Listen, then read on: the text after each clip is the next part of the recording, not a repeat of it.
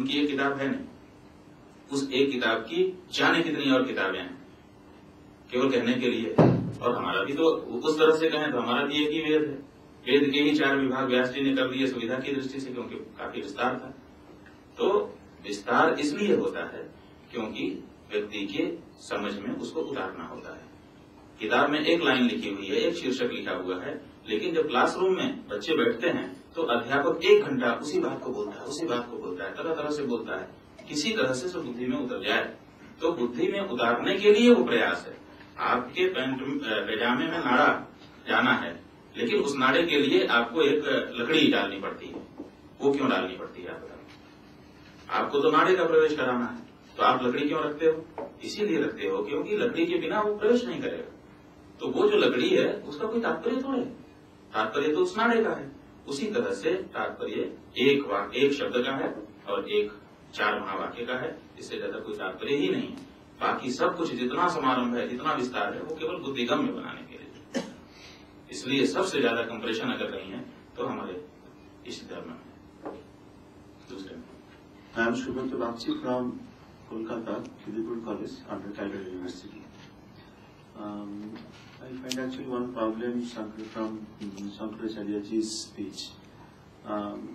So for my learning goals, I found that Ramakrishna Ji actually, in 19th century Ramakrishna Ji, he was one of the famous leaders of Ramakrishna. Actually, he was the founder of Ramakrishna Vivekananda movement.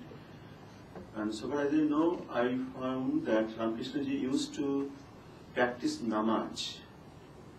Ramakrishna Ji, and he also wanted to visit the St. Paul's Cathedral. If the founder of this movement, Ramakrishna Vivekananda movement, he had this kind of, I think, Sarva Dharma Samannaya type idea, then how can your idea be mixed up with this Sarva Dharma Samannaya type of idea? And do you think that from that point of view, Ramakrishna Paramahansa was not a pure Hindu or not? Ramakrishna Paramhans जो हैं, ये शंकराचार्य के शिष्यों में से हैं। इनके जो गुरु थे वो शंकराचार्य जी के 10 नामी संप्रदाय के दीक्षित शिष्य थे और उनका नाम था तोतापुरी। पुरी नाम के सन्यासी थे। तोतापुरी के शिष्य थे रामकृष्ण पुरी। लेकिन हमारे यहाँ सन्यासियों की कोटियां हैं कि किस कोटि में कौन चला गया है।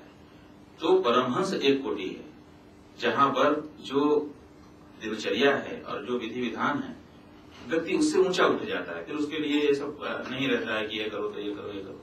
तो उस स्थिति में जब वो पहुंच जाता है, जब उसको अच्छे का और बुरे का भेद नहीं रह जाता है, तब उसको परमहंस कोटि में डाला जाता है। फिर उसके बाद अवधूत कोटि आती है। तो रामकृष्ण जो है वो परमहंस कोटि में प्रविष्ट हो गए थे। उनके द्वारा कौन सा आचरण किया जा रहा है, कौन सा नहीं किया जा रहा है, इसका विचार हम नहीं कर सकते हैं। जो भी परमहंस कोटि में प्रविष्ट हो जाएगा उसके आचरण के बारे में विचार नहीं किया जाएगा। जब तक वो परमहंस नहीं है तब तक वो आदर्श है कि उसको देख करके करो। लेकिन जब वो परमहंस कोटि में प्रविष्ट हो गया तो वो स्वतंत्र आचरण वाला हो जाता है। तो रामकृष्ण परमहंस हो गए थे। तो परमहंस क्या करता है, क्या नहीं करता है, इसका कोई लेखा जोखा नहीं रखा जाता है, न उसका अनुवर्तन किया जाता है। रामकृष्ण परमहंस ने अपने जीवन में अनेक धर्मों को आत्मसात किया। थोड़े दिन के लिए नमाज पढ़ी, थोड़े दिन के लिए गिरजा में माने प्रेयर किया, थोड़े दिन के लिए और दूसरी चीजें की। लेकिन उसका तात्पर्य यह नहीं था कि वो एक जीवन में सब कुछ लाएं।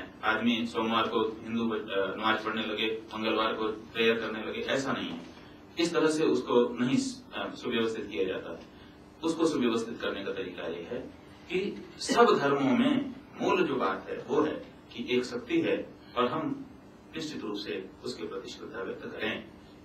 ये जो बात है, अगर इसको हम निकाल लेंगे तो सबका समन्वय हो जाएगा। और यही बात दिखाने के लिए रामकृष्ण परमहंस ने या इसी को अनुभव करने के लिए उन्होंने ये आचरण किए होंगे। रामकृष्ण परमहंस निश्चित रूप से एक सन्यासी थे, ऊंची कक्षा में पहुंचे हुए सन्यासी थे, हमारे संप्रदाय के थे, इसलिए वो सनातनी थे, निश्चित रूप से धार्मिक थे, सन्यासी थे। उनके बारे में हमको कोई शंका नहीं।